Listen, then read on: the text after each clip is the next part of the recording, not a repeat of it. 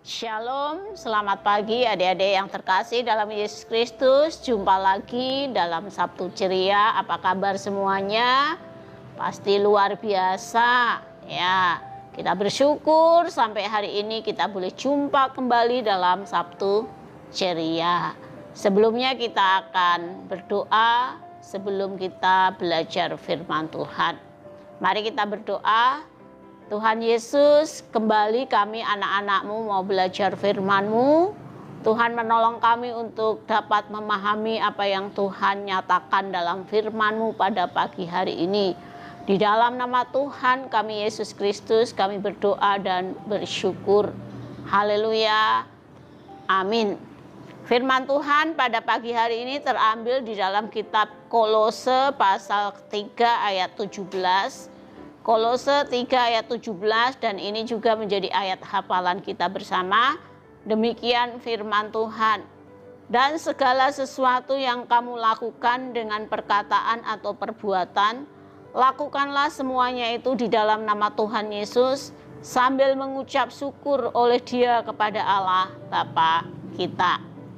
Judul renungan atau cerita firman Tuhan pada pagi hari ini adalah kehadiran Tuhan melalui keberadaan orang lain.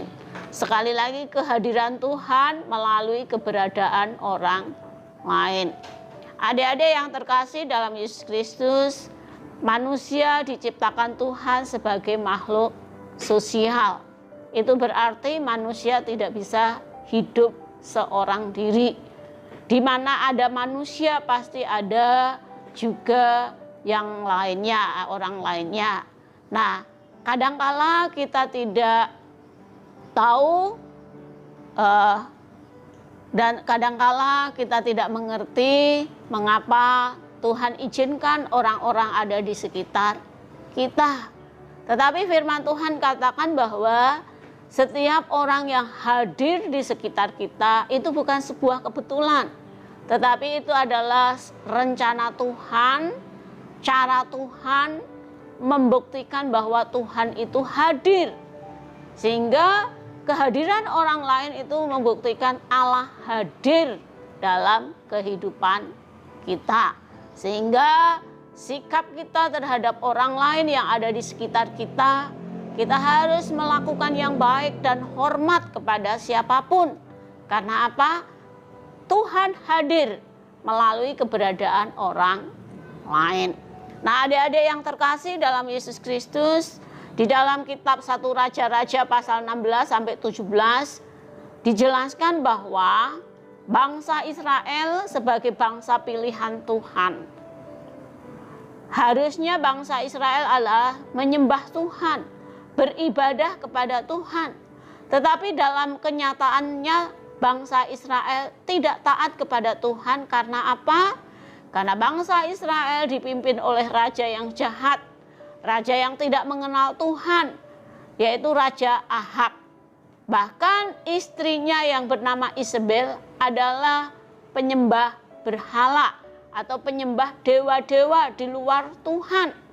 Sehingga membuat Tuhan marah. Tuhan mengirim Nabi Elia untuk menyadarkan bangsa Israel. Tetapi justru Nabi Elia dimusuhi oleh Raja Ahab dan secara khusus oleh Isabel. Bahkan karena Nabi Elia menubuatkan bahwa 3,5 tahun tidak akan ada hujan, bahkan embun air pun tidak ada di Israel. Sehingga terjadi kekeringan yang luar biasa, terjadi kesulitan untuk mencari bahan makanan. Nah, ini tuh membuat Ratu Isabel sangat marah. Dan Ratu Isabel memburu Elia. Sehingga Tuhan berkata kepada Elia untuk pergi ke pinggiran sungai Kerit. Nah, di sungai Kerit itu masih ada sedikit air. Nah, Tuhan memelihara Elia dengan mengutus burung gagak untuk membawakan makanan kepada Elia. Nah, Tuhan ketika Elia di Sungai Kerit itulah Tuhan berfirman kepada Elia untuk pergi ke Sarfat. Nah, adik-adik yang terkasih di dalam Yesus Kristus, di Sarfat dia ketemu seorang janda. Seorang janda memiliki seorang anak. Nah, seorang janda ini bukan kaya raya, tapi seorang janda ini adalah sangat miskin. Pekerjaannya hanya mencari kayu bakar. Ya, untuk mencari kayu bakar, dan janda miskin ini, janda Sarfat ini hanya memiliki segenggam gandum dan sedikit minyak. Nah, ketika Elia bertemu dengan janda Sarfat ini, Elia minta makan atau Elia minta dibuatkan roti kepada janda Sarfat. Elia minta minum. Nah, ketika Elia minta minum, janda Sarfat ini memberikan minum. Tetapi ketika Elia minta roti, janda Sarfat ini berkata, "Tuan, bukannya saya tidak mau memberikan roti kepada Tuan, tetapi pada saya hanya ada segenggam gandum dan sedikit minyak di buli-buli. Kalau saya cari kayu bakar, nanti saya pulang saya buat untuk makan saya dan anak saya. Nah, sementara anak saya sakit keras. Kalau saya berikan roti kepada Tuhan, apa yang harus saya makan?" Nabi Elia berkata, "Lakukanlah, ini firman Tuhan. Tuhan berkata bahwa tepung di dalam tempayanmu dan minyak dalam buli-bulimu tidak akan habis kalau kamu membuatkan roti pada saya." Karena si janda miskin ini orang yang takut kepada Tuhan, orang yang taat kepada firman Tuhan, dia melakukan apa yang dikehendaki Elia karena dia tahu bahwa Elia adalah abdi Tuhan. Janda ini tidak kenal Elia, tetapi janda ini percaya bahwa Elia adalah abdi Tuhan atau hamba Tuhan atau nabi yang diutus Tuhan untuk bangsa Israel. Sehingga janda Sarfat ini percaya apa yang dikatakan Nabi Elia itu pasti berasal dari Tuhan. Dia melakukan apa yang dikehendaki Elia. Dia buatkan roti, dia siapkan minum, dan apa yang terjadi? Seperti kata Elia, seperti kata firman Tuhan bahwa tepung dalam tempayan itu tidak pernah habis. Ketika janda itu membuat roti, tepung dalam tempayan itu tidak pernah habis. Setiap hari janda ini makan, buat roti, makan sama anaknya, dan diberikan kepada Elia. Tidak pernah habis. Tepung selalu ada. Minyak di dalam buli-buli yang sedikit tadi, ketika sudah dibuat roti, minyak itu terus ada. Dan janda itu terpelihara bersama anaknya. Nah, ketika Elia sudah makan roti, janda itu berkata, "Anakku sakit, minta tolong untuk didoakan." Akhirnya Elia beserta janda itu pergi ke rumah atas, dan apa yang terjadi? Ternyata anak janda Sarfat itu bukan sekedar sakit, tapi sudah mati. Tetapi Elia membangunkannya. Elia berdoa dan membangunkannya, dan anak itu sembuh dan hidup kembali. Nah, dari peristiwa yang dilakukan oleh janda Sarfat, dia menganggap bahwa sekalipun dia tidak kenal Elia, tetapi dia tahu bahwa Elia adalah hamba Tuhan. Elia adalah orang yang diutus Tuhan. Dia melakukan apa yang dikatakan Elia, seperti dia melakukan apa yang dikatakan Tuhan. Adik-adik yang terkasih, ketika janda Sarfat itu melakukan apa yang dikatakan Tuhan, memperdulikan orang di sekitar, melayani, menyediakan roti kepada hamba Allah, maka mujizat Tuhan terjadi.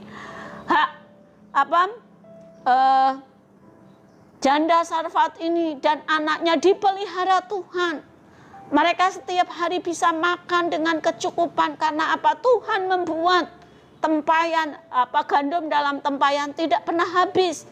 Bahkan minyak dalam buli-buli tidak pernah habis. Sampai kepada musim hujan lagi, musim panen lagi, janda ini terpelihara. Bahkan janda ini mengalami satu mujizat di mana anaknya yang sudah mati disembuhkan. Anaknya yang sudah mati dibangkitkan kembali oleh Elia, hidup kembali. Adik-adik yang terkasih dalam Yesus Kristus, ketika kita memperdulikan orang, ketika kita menghargai orang yang ada di sekitar kita, ketika kita menganggap bahwa kehadiran Tuhan itu melalui keberadaan orang lain, sehingga kita menghargai orang lain siapapun sebagaimana Tuhan menghargai kita, maka Tuhan tidak pernah tinggal diam. Penghargaan kita, kasih kita, perhatian kita kepada siapapun, Tuhan akan membalasnya. Maka di dalam kitab Matius dikatakan, bukan orang-orang yang berseru-seru, Tuhan, Tuhan, aku melakukan mujizat, aku melakukan penyembuhan dan sebagainya. Tetapi siapa yang akan masuk dalam kerajaan Allah? Yaitu barang siapa yang memberi minum Tuhan, memberi makan Tuhan, memberi pakaian Tuhan. Murid-muridnya berkata, kapan Tuhan lapar? Kapan Tuhan haus? Kapan Tuhan telanjang? Yesus berkata, ketika di antara saudaramu yang telanjang kamu beli pakaian, seperti kamu memberi pakaian saya. Ketika saudaramu ada yang lapar, kau beli makan. Itu seperti engkau melayani aku memberi makan. Ketika ada saudaramu yang haus, engkau memberi minum. Itulah pelayananmu terhadap saya. Adik-adik yang terkasih dalam Yesus Kristus, kehadiran orang lain adalah lambang dari kehadiran Tuhan di sekitar kita. Sehingga kita harus peduli kepada siapapun, tanpa melihat suku, bahasa, ya, agama, siapapun, ya, tidak melihat jabatan, tidak melihat kedudukan, karena kita sudah belajar semua kita di mata Tuhan adalah sama-sama gambar Allah, sama-sama orang yang sudah jatuh dalam dosa, sama-sama orang yang sudah dimurkai oleh Allah. Tetapi karena kasih karunia Tuhan Yesus Kristus mati di kayu salib sehingga kita diselamatkan. Nah, adik-adik yang terkasih dalam Yesus Kristus, Lista, Wati, dan Nuni adalah teman sekelas. Lista adalah anak seorang pemilik toko bangunan, orang tuanya kaya.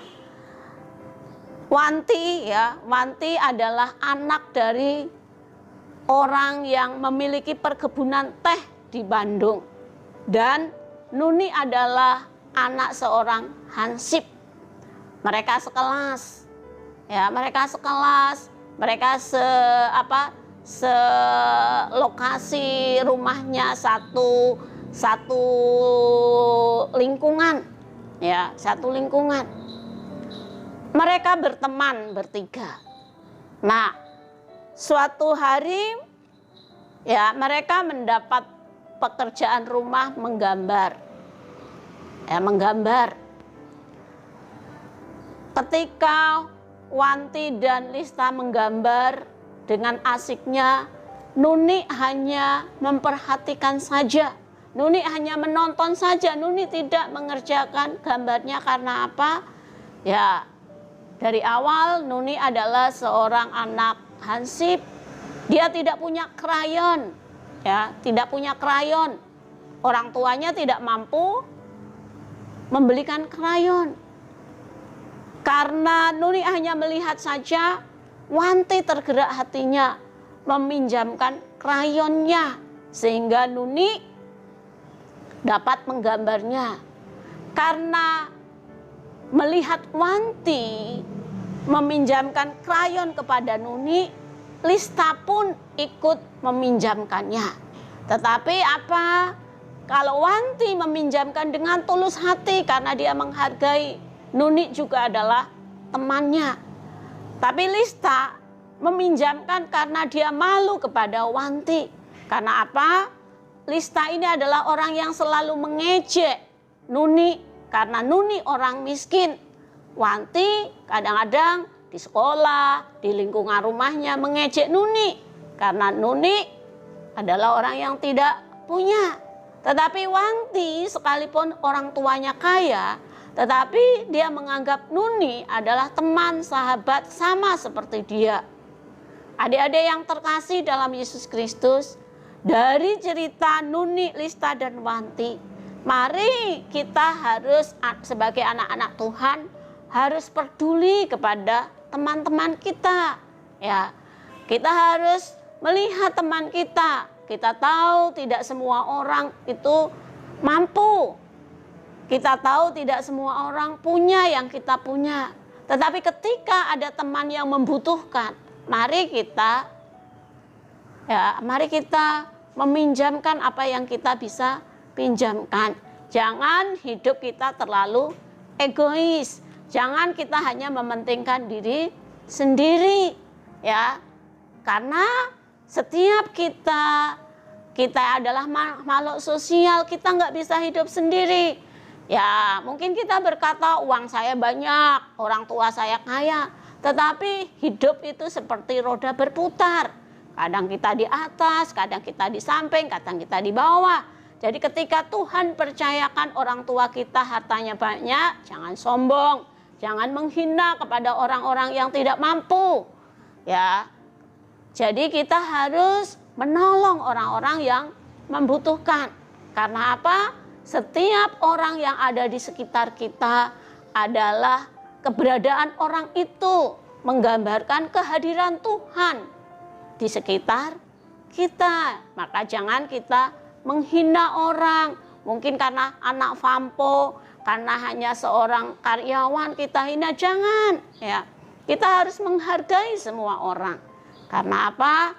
Kehadiran Tuhan itu melalui keberadaan orang lain. Seperti janda Sarfat yang menganggap Elia adalah utusan Tuhan, dia menyediakan, dia melayani Elia seperti melayani Tuhan. Seperti Wanti, ya, dia meminjamkan kerayonnya kepada Nuni sekalipun Wanti seorang kaya, tapi dia tidak sombong karena dia tahu seperti firman Tuhan, dia melakukan segala sesuatu itu untuk Tuhan. Ya, sekalipun realitanya kita melakukan kepada manusia, tetapi apapun yang kita lakukan kepada orang lain itu kita lakukan untuk Tuhan. Kalau kita melakukan untuk Tuhan, maka Tuhan berkata, besar upahmu di surga. Nah, adik-adik yang terkasih dalam Yesus Kristus, mari sebagai anak-anak Tuhan, kita harus saling mengasihi. Dengan cara apa? Kita harus bersikap baik, bersikap hormat kepada siapapun. Kepada orang tua kita, kita bersikap hormat. Kepada teman-teman kita harus bersikap hormat. Kepada tetangga kita harus bersikap hormat, kepada karyawan kita harus bersikap hormat, kepada fampo kita harus bersikap hormat. Karena apa? Setiap orang yang hadir di sekitar kita itu melambangkan kehadiran Tuhan. Jadi ketika kita berbuat sesuatu kepada orang di sekitar kita, lakukanlah itu untuk Tuhan. Biarlah hidup kita menjadi berkat bagi siapapun. Biarlah hidup kita menjadi kemuliaan bagi Tuhan melalui segala sesuatu yang kita lakukan untuk orang lain yang terbaik. Tuhan Yesus memberkati. Mari kita berdoa. Tuhan Yesus, terima kasih firman-Mu. Firman-Mu mengajar kepada kami bahwa setiap orang yang hadir di sekitar kami melambangkan kehadiran Tuhan nyata dalam hidup kami. Sehingga membuat kami menghargai siapapun di sekitar kami. Orang tua kami, teman kami, cece kami, koko kami, adik kami, fampo kami, karyawan kami, siapapun. Biarlah kami melakukan yang baik kepada siapapun. Kami menghargai orang lain. Kami menghormati orang lain. Kami peduli kepada orang lain. Kami tidak egois. Kami tidak sombong. Kami menjadi orang-orang yang menjadi berkat bagi banyak orang. Sehingga segala sesuatu yang kami lakukan untuk Tuhan. Terima kasih Bapa, di dalam nama Tuhan kami Yesus Kristus, kami berdoa dan bersyukur. Haleluya. Amin.